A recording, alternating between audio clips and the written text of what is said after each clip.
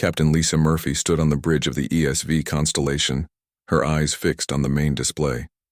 The stars looked the same as they always did from this distance, cold and unblinking against the black. She had been in space for 15 years now, but the view never got old. What made today different was not the view, but what she knew was happening just beyond her sight.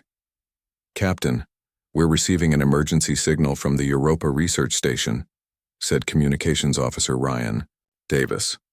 His voice was steady, but Lisa could see the tension in his shoulders. "Put it through," she ordered. The screen flickered, and the face of Dr. Greg Collins appeared. Static cut across the image. Behind him, people ran back and forth, and warning lights flashed. "Constellation, this is Europa Station. We are under attack. Repeat, we are under attack. 3 ships of unknown." The transmission cut out for a moment. "Identified as Axelian vessels. They gave no warning. Our shields are failing. We have 32 people on board, mostly scientists. We need immediate—" The transmission ended abruptly. "Get them back," Lisa commanded. Ryan tried for several minutes, his fingers moving quickly over his console. "No response, Captain." "Show me the station." The screen changed to show the small research outpost on Jupiter's moon. What Lisa saw made her stomach drop. Where the station had once been, there was now only debris floating in the vacuum. Small pieces of metal and other material spread outward from a central point. "Scan for life signs," she said, though she already knew what the answer would be. "None detected, Captain," said Science Officer Natalie Green. Her voice was quiet. Lisa clenched her fists. 32 people. Scientists studying the ocean beneath Europa's icy surface. They had posed no threat to anyone. "Record everything," she told her crew. "Every piece of debris, every energy signature. I want proof of who did this."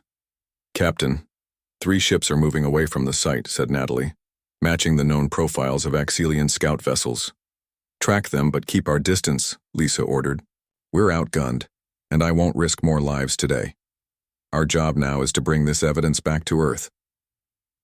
As the constellation changed course, Lisa retreated to her private quarters. She needed a moment to process what she had just witnessed. Humanity had been part of the galactic community for nearly 30 years. There had been challenges and cultural misunderstandings, but never open violence like this. The Axelians were one of the oldest species in the Galactic Council. They led a confederation of 7 advanced civilizations and held significant power in galactic politics. Why would they attack a small research station? It made no sense. Lisa activated her personal communication device. "Connect me to Admiral Frank Bennett, Earth Space Command." Within moments, the Admiral's face appeared on her screen. "Murphy, you're not scheduled to report for another week." "Sir, the Europa Research Station has been destroyed by Axelian vessels. We have visual confirmation, no survivors." The Admiral's face hardened. "Are you certain they were Axelian?" "Yes, sir. Our sensors confirmed their ship signatures. They made no attempt to hide their identity. Return to Earth immediately, full speed. I need that evidence for the emergency council meeting." 3 days later, Lisa stood in the back of a large chamber in the United Nations building in New York. The room was filled with human leaders and representatives from various countries. At the front, displayed on a large screen, was the face of an alien being, the representative of the Galactic Council. Ambassador Alan Wright approached the podium. He was a tall man with gray hair and a serious face. In his 20 years as Earth's ambassador to the galactic community, he had earned respect for his calm and thoughtful approach to diplomacy. "Counselor Zelnar," he began, addressing the alien. On the screen, "I come before you today with grave news and evidence of an unprovoked attack on a human research facility." The video from the constellation played for all to see. The council chamber was silent as they watched the destruction of the Europa station. 32 human lives were lost, Ambassador Wright continued. Scientists, not soldiers, they posed no threat to any species. "Our investigation has identified the attackers as vessels belonging to the Axelian Confederation." The alien counselor's face remained unreadable, at least to human eyes. These are serious claims, Ambassador Wright. The Council will need to investigate. With respect, Counselor, the evidence is clear. We demand that the Exilian Confederation be held accountable for this act of aggression. Before Zelnar could respond, another alien face appeared on the screen. This one Lisa recognized. High Commander Zexatral of the Exilian Confederation. Your research outpost was violating territorial boundaries, the Exilian stated without greeting. You were warned multiple times to cease your expansion. Ambassador Wright frowned. No such warnings were received. Europa is within our own solar system, which was recognized as human territory when we joined the galactic community. Your species is developing too quickly, Zextral said. Your technologies are advancing at a rate that concerns the older civilizations. The attack was a necessary reminder of your place in the galactic order. A murmur of anger ran through the human audience. Ambassador Wright's voice remained level, but Lisa could see the tension in his stance. We seek peace, but we will defend ourselves. This unprovoked attack cannot stand. We request formal sanctions against the Exilian Confederation. Counselor Zelnar shifted uncomfortably. The Council will discuss this matter in private. These accusations need proper investigation. After the transmission ended, Lisa watched as Ambassador Wright conferred quietly with several world leaders. Their faces were grim. Later that evening, she was called to a private meeting with the ambassador and Admiral Bennett. Captain Murphy, the ambassador said, what you witnessed may be just the beginning. The Council's response was telling. They're not going to help us, are they? Lisa asked. Admiral Bennett shook his head. The Exilians have too much influence. Several Council species have been their allies for thousands of years. So what do we do? Officially, said the ambassador, we continue to pursue diplomatic solutions. Unofficially. He glanced at Admiral Bennett. Unofficially, the Admiral continued, we prepare. I'm assembling a fleet near Saturn, out of sight of most galactic observation posts. We're calling it a defensive measure. Lisa understood what wasn't being said. You think there will be more attacks? I'm certain of it, said Ambassador Wright. Today made one thing very clear. In the eyes of the galactic community, human lives are worth less than political convenience. Captain Murphy, said Admiral Bennett, I'm reassigning you. The Constellation will join the Saturn fleet. We need experienced officers out there. As Lisa left the meeting, she looked up at the night sky. The stars no longer seemed beautiful to her. Instead, they looked like distant fires burning with potential threats. Humanity had reached for the stars with hope and curiosity, only to find that the galaxy was a dangerous place for newcomers who didn't know their place. But if there was one thing humans had learned from their own long, violent history, it was how to survive against overwhelming odds. If the Axelians thought humans would simply accept their place at the bottom of the galactic hierarchy, they had much to learn about their newest neighbors. 6 months had passed since the Europa massacre. Dr. Samantha Wells sat in her lab at the Lunar Research Center, comparing data files on her screens. Around her, 3 assistants worked quietly at their own stations. The room was silent, except for the soft hum of equipment and the occasional tap of fingers on keyboards. Samantha rubbed her tired eyes. For weeks she had been studying reports from human colonies across the solar system. As Earth's leading xenobiologist, she had been asked to look for patterns that might help understand the Axelians better. That's odd, she said, leaning closer to one of her screens. What is it, Dr. Wells? Asked her assistant Eric. These bacterial samples from the hydroponics failure on the Ganymede colony. They shouldn't have mutated this way naturally. She pulled up another file. And look at this. One from the Mars outpost last month, almost the same pattern. Eric looked confused. Could it be a coincidence? Once is chance, twice is coincidence. But I'm seeing the same pattern in 5 different colony incidents over the past 3 years. Samantha's voice grew more certain as she spoke. These bacteria were engineered, and the genetic markers are consistent with Axelian biotech. She stood up suddenly. I need to speak with Admiral Jackson. Now, at the same time, nearly 1 billion kilometers away, Admiral Paul Jackson floated in the command center of the ESV Defender, the largest ship in Earth's growing space fleet. Through the viewport, he could see dozens of ships moving in formation, near Saturn's rings. To any observer, it looked like a standard training exercise. What no one outside a select few knew was that these ships had been fitted with experimental weapon systems, developed in secret since humanity first reached the stars. Status report, Jackson called out.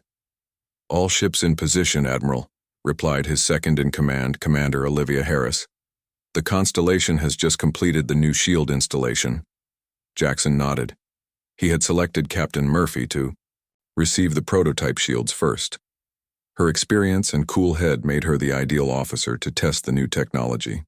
His communication panel lit up with an urgent message from Earth. He pressed a button, and Dr. Wells's face appeared. Admiral, I have evidence that the Axelians have been sabotaging our colonies for years. Not just the obvious attacks, but subtle biological warfare.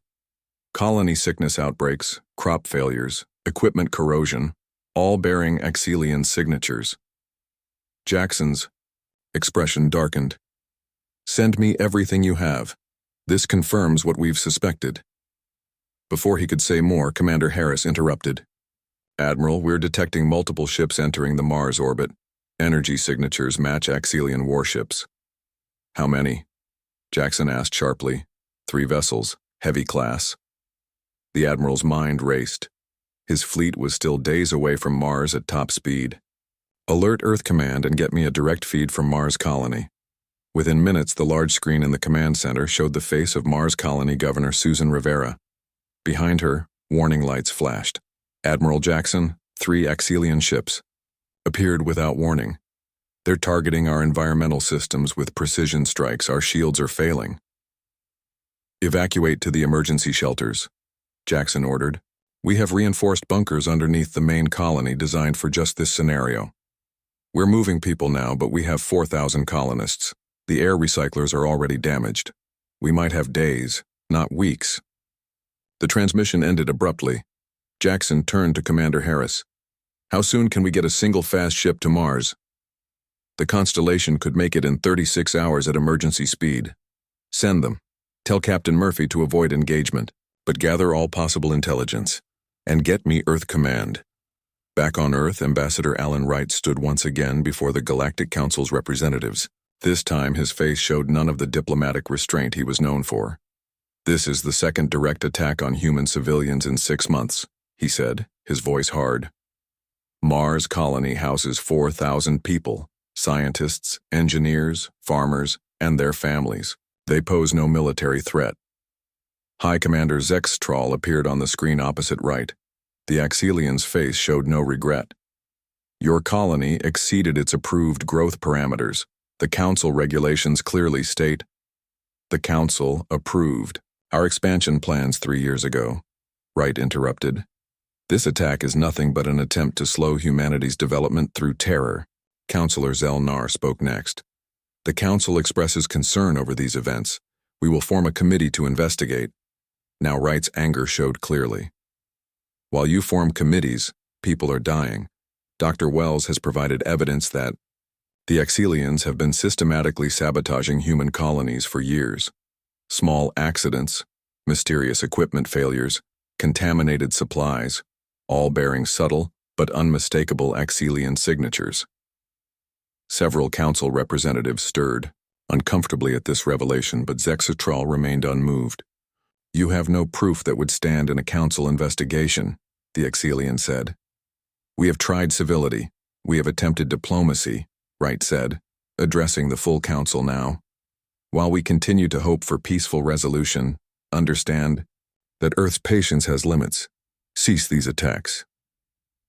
After a moment of silence, one of the council representatives, a member of the Voltari species, spoke up.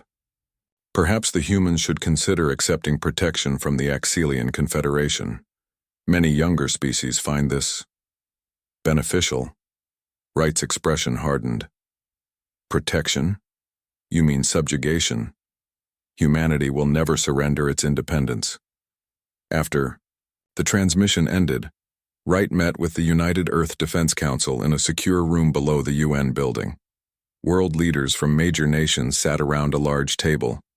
"They won't help us," Wright told them. "Some are afraid of the Axelians. Others see us as competition to be contained." "Then we stand alone," said President Elaine Carter of the North American Union. "Not entirely," replied General Victor Cruz. "We have been monitoring communications between Council species. Several of the newer members have expressed private support for our position, though they dare not say so publicly." "It's time to activate Protocol Lazarus," President Carter said after a moment of silence. The room grew tense. Protocol Lazarus was the awakening of military research projects long hidden from public view and galactic observers. "Are we ready for that step?" asked Prime Minister Hideki Tanaka of the East Asian Alliance. "We have no choice," Wright replied. "The Axelians won't stop with Mars. They want us contained, subordinate, or gone." President Carter nodded. "Contact Dr. Kevin Morris. Tell him we need everything he's been working on for the past 15 years. Deep beneath the Antarctic ice, in a facility unknown to most of humanity, and carefully shielded from alien observation." Dr. Kevin Morris received the message. He had been waiting for this day since he first started studying the recovered technology from humanity's first alien encounter in 2042. "Begin final testing on all projects," he told his team of scientists and engineers. "Humanity is done pretending to be less than we are." Dr. Kevin Morris moved quickly through the underground facility, his footsteps echoing on the metal floor. Around him, scientists and engineers worked at an increased pace. Screens displayed complex equations and diagrams of technology most humans didn't know existed. "How soon can the shield modifications be ready?" Kevin asked his lead engineer, Melissa Young. 3 days for the prototypes, maybe 2 weeks to outfit the entire fleet," she replied, not looking up from her work. "The power requirements are massive, but the theory is sound." Kevin nodded. "And the propulsion systems?" "Ready now. We've been testing them in secret for years." This facility, built beneath 2 miles of Antarctic ice, had been operating since the first alien ship crashed on Earth in 2042. While the world was told that only scraps of technology had been recovered, the truth was very different. Humanity had learned much from that crashed ship, but world leaders had made a crucial decision. Earth would hide its true technological progress. Now that decision was about to pay off. "Begin loading the systems onto the transport ships," Kevin ordered. "Priority goes to the vessels at Saturn." In orbit around Neptune, Captain Lisa Murphy watched her sensor screens carefully. The constellation had arrived 2 days ago, after receiving urgent orders to guard the research station there. After what happened on Mars, every human outpost was on high alert. "Contact," called out Ryan from his station. 3 ships just appeared on long-range sensors." "Identification?" Lisa asked, though she already suspected the answer. "Axelian signatures, Captain. Warship class." Lisa's jaw tightened. "Battle stations. Activate the new shields, but don't power weapons yet. Let's see what they do." The crew moved with practiced efficiency. The constellation had been fitted with experimental technology from Dr. Morris's facility. They would be testing it sooner than expected. "The Axelian ships are on an intercept course," Ryan reported. "They'll reach the Neptune station in 20 minutes.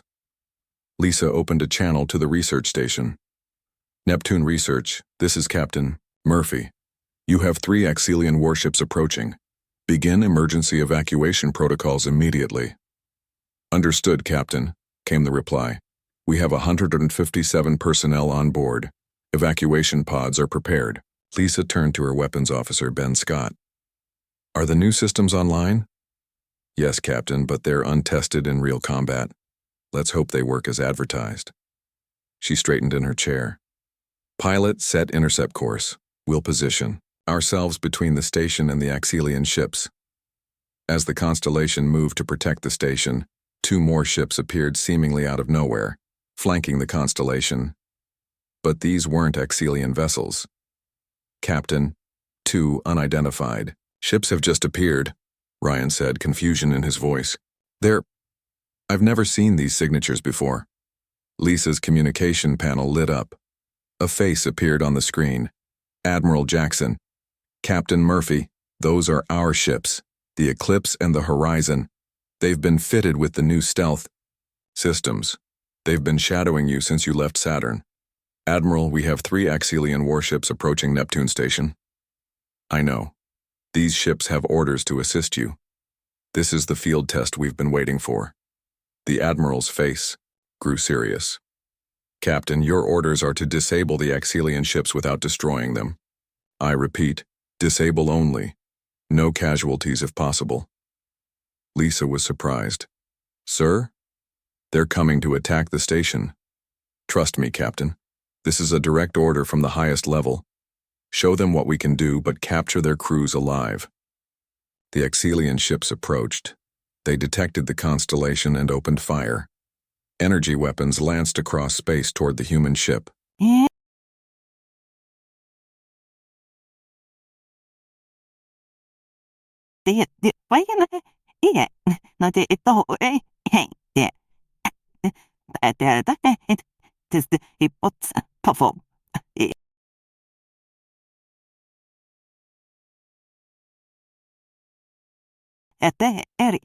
A message, Captain, Ryan said. They're ordering us to surrender or be destroyed. Lisa allowed herself a small smile. No response necessary. Weapons officer, target their propulsion systems. Communications officer, prepare the boarding pods. Aye. Captain. What followed was unlike any space battle in human history. The constellation moved with impossible speed and precision. The new propulsion system allowed it to outmaneuver the Axelian ships completely. The 2 stealth vessels flanked the attackers, firing weapons that shut down Axelian systems without damaging their hulls. Within 15 minutes, all 3 Axelian warships were drifting powerless in space, their crews trapped, but unharmed. Boarding teams ready, Captain, Ben reported. Launch pods. I want those crews secured and transferred to the Horizon. As the operation proceeded, Lisa received another call from Admiral Jackson. Well done, Captain. The Neptune Station. Safe, Admiral. All 157 personnel accounted for. No casualties on either side. Perfect. Bring the Axelian ships back to Saturn base. Their crews will be treated well and eventually returned to their people. Back on Earth, Ambassador Wright stood before the Galactic Council once more. This time, his manner was not angry but calm and resolute. 3 hours ago, Axelian warships attacked our Neptune research station, home to 157 civilians. Unlike previous attacks, this one was intercepted by human vessels. He paused, letting the information sink in. The Axelian ships were disabled with minimal damage. Their crews are unharmed and will be returned. High Commander Zextral's face showed shock for the first time. This is impossible. Our warships would easily defeat your primitive vessels. Not so primitive, it seems, Wright replied. He pressed a button, and images of the battle appeared on the council screens. The recording showed the constellation absorbing direct hits without damage, and the precision disabling of the Axelian ships. We return your soldiers unharmed, though they showed no such mercy to our people. This is not escalation. It is a demonstration. Earth does not seek war, but we will no longer absorb unprovoked violence. This is your warning to cease all hostilities against human interests. The council chamber erupted in confused discussion. Several representatives turned to speak urgently with their aides. Councillor Zelnar looked deeply troubled. How did you defeat our ships without destroying them? Zexatral demanded. That is not your concern, Wright replied. What should concern you is that we chose not to destroy them. After the transmission ended, Wright met with President Carter in the Oval Office. They're scared now, the president observed. Yes, but that makes them more dangerous. The Axelians are mobilizing their main battle fleet. Will they attack Earth directly? Wright shook his head. Not yet. They'll target Jupiter's moons first, trying to gauge our full capabilities. And are we ready for that? Dr. Morris reports that the technology is being deployed as fast as possible. Admiral Jackson has 17 ships with the new systems. It may be enough. President Carter walked to the window, looking out at the Washington Monument in the distance. After all these years of hiding what we could do, it's strange to think we're finally showing our hand. We always hoped we wouldn't have to, Wright replied. But perhaps it's time the galaxy learned that threatening Earth was never a wise decision. Olivia Bennett sat alone in the vast digital archives room beneath the United Nations building. As Earth's leading historian on galactic civilizations, she had been granted special access to records that few humans had ever seen. For the past week, she had barely slept, searching for answers. The room was silent except for the soft hum of the servers and the occasional tap of her fingers on the holographic keyboard. Screens surrounded her, displaying ancient text and images from a dozen alien civilizations. Computer, show me all records of species that advanced from pre-space to interstellar travel in less than 500 years, she said.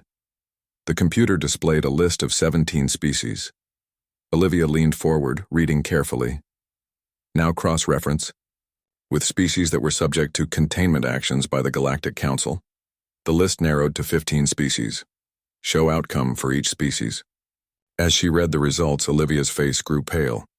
12 of the 15 species were now extinct. 2 existed only on their home planets, forbidden from space travel. Only 1 had survived with its independence intact, and that was because they had accepted permanent Axelian oversight of their technology development. Computer, show me records of the Trillari extinction. Images appeared on the main screen, a beautiful world with 3 moons and a thriving civilization. Then came records of a series of unfortunate accidents involving their colonies and outposts. The pattern was identical to what was happening to human settlements now. Olivia grabbed her communication device. I need to speak with Ambassador Wright immediately. In the command center aboard the flagship ESV Defender near Jupiter, Admiral Paul Jackson studied the tactical display. The main Axelian battle fleet had arrived at the edge of the solar system 2 days ago. 50 warships, including their most powerful dreadnoughts. They were moving into position near Jupiter's orbit. Status report, Jackson ordered. 23 of our ships are now equipped with the new defense systems, replied Commander Harris. The remaining fleet will be ready within 48 hours. And the Axelians? They're moving slowly, Admiral. They seem to be scanning extensively, trying to gather information on our capabilities. Jackson nodded. They're being cautious after Neptune. Good. A communications officer approached. Admiral, we have an incoming transmission from Earth. It's marked urgent, from Historian Bennett and Ambassador Wright. Moments later, Olivia's face appeared on the main screen, with Ambassador Wright beside her. Admiral, she began without preamble, I've found evidence that the Axelians have done this before. Multiple times. They systematically eliminate species that develop too quickly or show technological innovation that might threaten their dominance. We suspected as much, Jackson replied. But having proof helps. There's more, Wright added. The galactic peace isn't built on mutual respect. It's maintained through rigid hierarchy and occasional examples made of problematic species. Humanity has been marked as one such problem. The good news, Olivia continued, is that most of these containment operations were conducted against species who didn't realize what was happening until it was too late.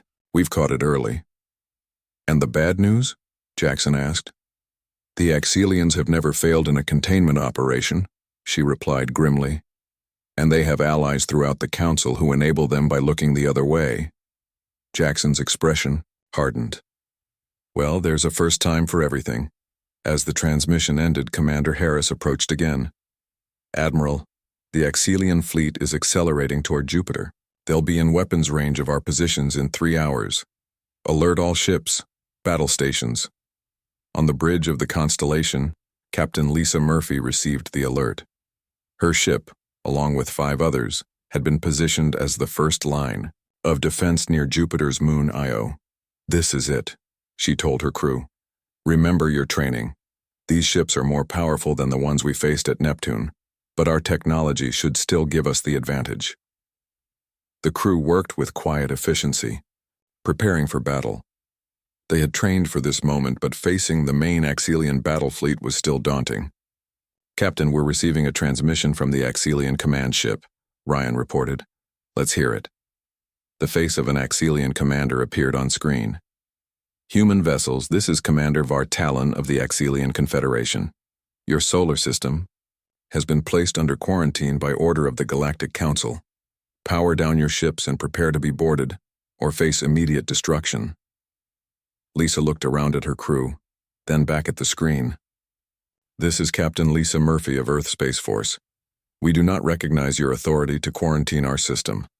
Our ships will not power down, and any attempt to board will be met with force. You have 10 minutes to reconsider, the Axelian replied before ending the transmission. Tactical analysis, Lisa ordered. Ben studied his console. 50 Axelian vessels approaching in attack formation. They outgun us significantly by conventional measures. But we're not using conventional measures, are we? Lisa replied with a small smile. Shield status? Advanced absorption shields at full capacity. New propulsion systems online and ready. Weapons?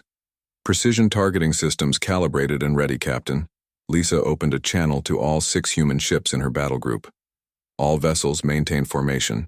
Remember, our orders are to disable, not destroy. We want to send a message, not start a war. The 10 minutes passed quickly. When the Axelian fleet came within range, they opened fire immediately, unleashing a barrage that would have annihilated the human ships under normal circumstances. Instead, the human vessels' shields glowed briefly as they absorbed the energy, completely. Return fire, Lisa ordered. Target propulsion and weapons systems only. The human ships moved with incredible speed and precision, evading most Axelian fire while landing perfect shots on key systems. What the Axelians had expected to be a quick show of force was turning into something very different. Lisa watched as one Axelian dreadnought, then another, lost power to its main weapons. The smaller human ships darted between the massive alien vessels, firing with surgical precision. The Axelians are trying to regroup, Ben reported. Their formation is breaking. Press the advantage, Lisa ordered. Don't let them reorganize. Within an hour, the unthinkable had happened. The entire Axelian battle fleet drifted powerless in space, their crew alive but their ships completely disabled. Not a single human vessel had been lost. As the battle ended, a transmission came through from Admiral Jackson. Captain Murphy, well done. Now patch me through to the Axelian command ship. It's time for Earth to deliver its message. On the Axelian flagship, Commander Vartalon watched in shock as Admiral Jackson's face appeared on his emergency communication system, the only system still functioning on his ship. This is Admiral Paul Jackson of Earth. Your fleet has been disabled. Your crews are alive. We could have destroyed you completely, but that is not our way. A transport ship will arrive to take you and your senior officers to Earth. The rest of your crews will remain on their vessels until arrangements can be made for their return. How? Vartalon asked, his voice barely a whisper. How did you defeat our entire fleet? That, replied Jackson, is what your leaders will learn when they meet with our representatives. On Earth, Ambassador Wright prepared for the most important diplomatic meeting in human history. This time he would not be speaking to the Galactic Council. This time representatives from all galactic species would be watching, and humanity would finally reveal its true nature to the stars. The United Nations Grand Hall had never seen a gathering like this before. Representatives from 27 galactic species sat in curved rows, facing the central podium. Some were physically present, while others appeared as highly detailed holograms. The room buzzed with nervous energy and quiet conversations in dozens of languages. In the center of the front row sat High Commander Zexitral and Commander Vartalon of the Axelian Confederation. They were not restrained, but Earth security personnel stood nearby. Behind them sat the full Galactic Council, including Counselor Zelnar, who looked deeply uncomfortable. The side doors opened, and Ambassador Alan Wright entered, followed by General Diane Rodriguez, Dr. Kevin Morris, and Dr. Samantha Wells. They took their places at the podium as President Carter and other world leaders watched from a viewing platform above. Thank you for accepting our invitation, Ambassador Wright began. His voice was calm but carried throughout the hall. Some of you came willingly. Others had less choice in the matter. But all of you need to hear what humanity has to say. He looked directly at the Axelian representatives. For nearly 30 years, humanity has played by the rules of the galactic community. We joined your council in good faith. We shared our culture, traded fairly, and respected your territories. In return, we have faced systematic sabotage, attacks on our colonies, and the deaths of hundreds of innocent civilians. Several council members shifted uncomfortably in their seats. Wright continued, Historian Bennett has discovered that this is not the first time the Axelians have engaged in such actions. 15 species that developed too quickly have faced similar containment efforts. 12 are now extinct. Murmurs spread through the hall. Some representatives looked shocked, while others simply lowered their eyes. What makes humanity different, Wright said, is that we anticipated this possibility from our first contact with alien life. Dr. Morris stepped forward. When the first alien ship crashed on Earth in 2042, we recovered technology far beyond our understanding, but we also found historical records that suggested caution. He pressed a button, and images appeared above. The podium, the crashed ship, the recovery operation, and the first analysis of its technology. Our leaders made a decision then. Humanity would hide its true capabilities. We would develop in secret while presenting a more acceptable face to the galactic community. High Commander Zexitral stood up. You deceived the Council. This is a violation of— No, Wright interrupted firmly. We protected ourselves from exactly the kind of destruction you have brought to other species, and recent events have proven we were right to do so. General Rodriguez stepped forward next. What you witnessed in the Jupiter battle was just a small demonstration of what humanity is capable of. We have spent decades developing technologies that your scientists believed impossible. She activated another display, showing the key systems that had allowed Earth ships to defeat the Axelian fleet. We did not develop these technologies for war, explained Dr. Morris. They were adaptations of our clean energy research, our medical advancements, our attempts to repair our own planet's damaged ecosystems. We weaponize them only when necessary. Dr. Wells joined in. The quantum field manipulation that powers our shields began as a way to create clean energy. The propulsion systems that outmaneuvered your fleet were designed for deep space exploration, not combat. But make no mistake, General Rodriguez added, her voice harder, we can use them for war if forced to. Ambassador Wright moved to the center again. Humanity spent thousands of years fighting itself before we finally began to mature as a species. We know exactly what we're capable of when we abandon our ethics. He paused, looking at each alien representative in turn. You really don't want us to stop pretending to be civilized. The hall was completely silent now. Even the Axelians seemed stunned. So here are our terms, Wright continued. First, immediate recognition of human sovereignty throughout our solar system and all our current colonies. Second, reparations for the attacks on our people. Third, a new framework for interspecies relations based on genuine equality, rather than power hierarchies. Counselor Zelnar found his voice. These demands would completely change the structure of the Council that has maintained peace for millennia. Gibbon, Wright asked quietly. Or has it maintained dominance for a few while allowing the systematic destruction of others? Dr. Bennett has shared with all council members the full records of species eliminated under your peaceful watch. The counselor had no response. Let me be absolutely clear, Wright said, his voice resonating through the hall. We choose peace. We choose cooperation. We choose civility. But make no mistake. These are choices.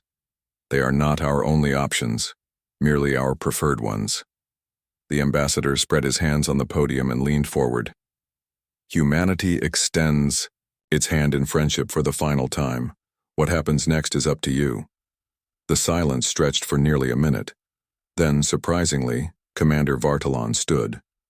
The Axelian, who had led the fleet against Earth, looked directly at Wright. I witnessed your power firsthand, he said. You could have destroyed us completely. Instead, you disabled our ships with precision and spared our crews. This is not the action of a species that should be feared and contained. This is the action of a species that should be respected. He turned to face High Commander Zextral. I support the human terms. A murmur of surprise ran through the hall. Zextral's face showed conflict, but finally, he gave a slight nod. The Axelian Confederation will accept these terms. One by one, other representatives indicated their agreement. The council members, seeing no other choice, voted unanimously to approve the new framework. As the meeting ended, Dr. Morris approached Ambassador Wright. "Do you think it will last?" he asked quietly. "I don't know," Wright replied. "But they understand now what they're dealing with, and that's a start." On the other side of the hall, President Carter spoke with General Rodriguez. "So, we reveal our technologies now? Share everything?" The general shook her head. "Not everything. Dr. Morris and his team will continue their work. There are still threats out there we don't fully understand. Let's hope we never need to use what they develop," the president said. "That has always been the hope," Rodriguez replied. "But as Ambassador Wright said, we made our choices long ago. We chose to be prepared." As the alien representatives departed, many looked back at the humans with new expressions, some with respect, others with caution, and a few with clear fear. Whatever happened next, the galaxy would never be the same, and humanity, for better or worse, had finally shown its true face to the stars.